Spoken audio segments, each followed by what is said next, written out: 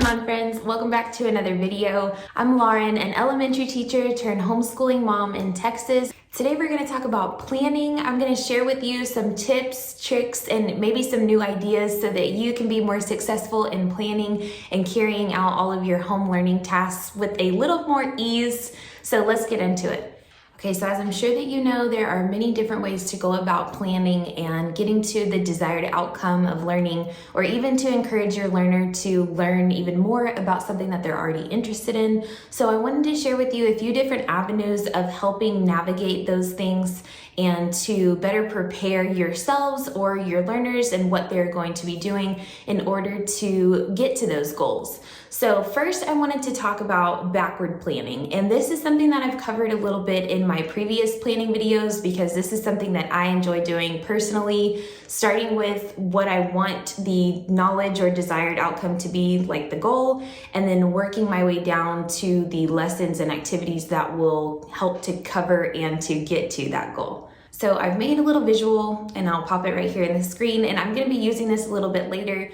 Oftentimes it's easier to plan your roadmap or how you're going to get somewhere when you already know the destination. So by setting the goal or the desired outcome first, it's easier to then fill in the steps that are necessary to get there. And in this case, that would be the lessons, the activities, the experiences, and covering the main topics. And then those will compile the checklist of things that you're going to want to do in order to accomplish the knowledge or the end goal. So I'm going to be showing you guys how that kind of works in real time so that you can see like an example of that.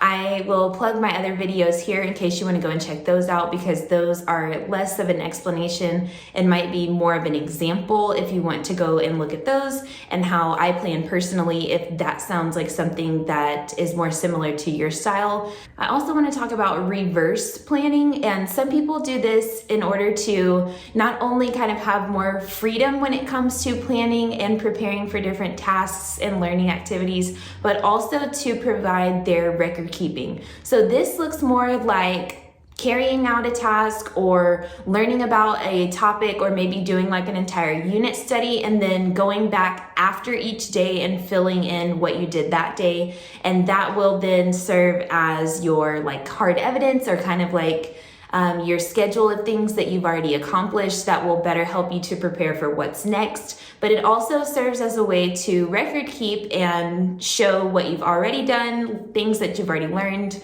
what your children have already accomplished. So this is very helpful if you are wanting to have kind of a record of things, if you find it easier to know the things that you've already covered, or to go back and kind of look at that, especially if you have multiple children that will be following in the same schedule or path of tasks or curriculum or whatever it may be. To have those things that you've already done, it might be easier to reuse or kind of recycle that information or the order in which things were accomplished or learned by your other kids. So that's just another way that you can go about planning, and a good way to record keep at the same time. So that one kind of doubles as both. For me personally in Texas, I don't have to keep like a record of what we've learned and a checklist or like have evidence of things like that. Our state laws are a little bit more lax when it comes to those things. So definitely be sure that you're checking for your specific situation in your state when it comes to satisfying those requirements. No matter what your planning style is or which path and method you go about doing things and preparing for what your kids are going to be learning, or what you might want to get into and like check out for their interests, I have lots of different templates and planning tools and checklists on my website, so I'll leave those all down below. They're very inexpensive, user-friendly, and I use a lot of those things in my videos. So if there's something that you see that you're wanting to use for yourself, definitely feel free to check those out. I would highly appreciate it as well. So like I said, I'll leave those links in the description box and you can check them out if you would like. And then I will pop on over. You can kind of see right here on my desk that I already have the inverted triangle set up for what we're going to be talking about next. I have shared before that I personally like to still use our state standards as kind of a guide of things that I can check off of our learning list, or an outline of topics that I can cover if I come to a point where I'm like, I don't really know what we want to focus on or kind of what I want to familiarize my son with. So I will get on to the Texas State Standard list to kind of pick and choose what I want to do.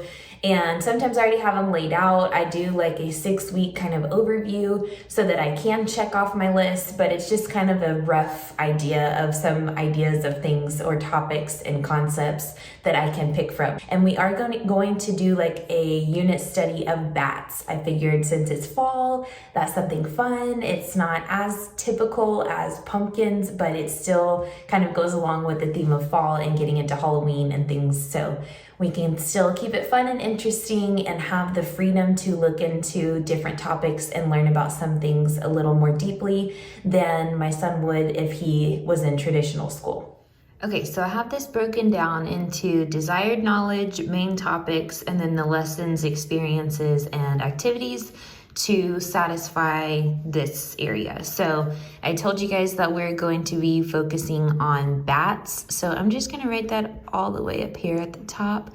And then we are doing like comprehension and using evidence from the text or even from video, audio, whatever, to break down all the details and the knowledge that we are going to acquire about bats. So comprehension is going to be my big topic here, and then we are going to break that down, and I'm going to talk about like main idea in detail, referring back to the story or to the video in order to show that we have acquired that knowledge and like how we get the details.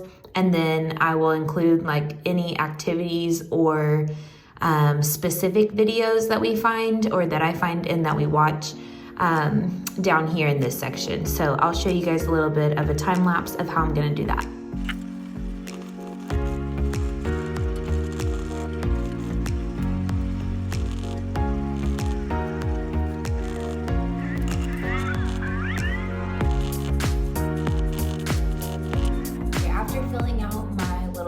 Triangle to kind of help mind map where I want the learning to go and some different main ideas that we want to cover.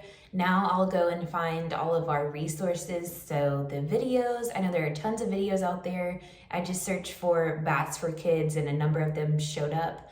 I'm going to use some of those, like the National Geographic video that's very informational, and then we'll kind of like do a check-in for comprehension. So that would look like me asking, where do bats live? Why do they live in dark places? Why do they sleep upside down? And so all of those different types of things that will allow my son to take what we've learned and what we've heard and read about and answer those questions, and that helps to build those comprehension skills to really think about what you have listened to and read about and heard about and answer those questions and respond accurately. Those are great skills to build whenever your kiddos are younger, and it helps them to get used to doing that process on their own as well. So we're going to be focusing on that, and then I do have like some fun things that we're going to do, like a bat cave craftivity. So it's a craft, but it's also an activity. And once again, it will help kind of tie in the learning and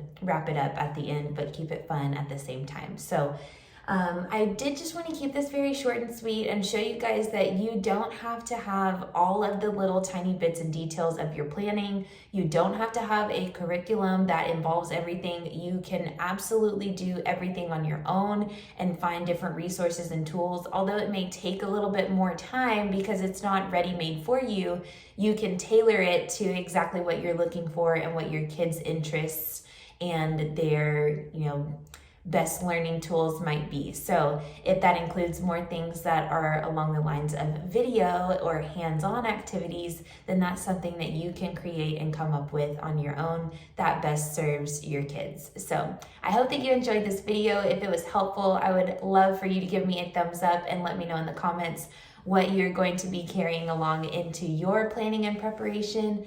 Thank you so much for watching, and I will see you in the next one.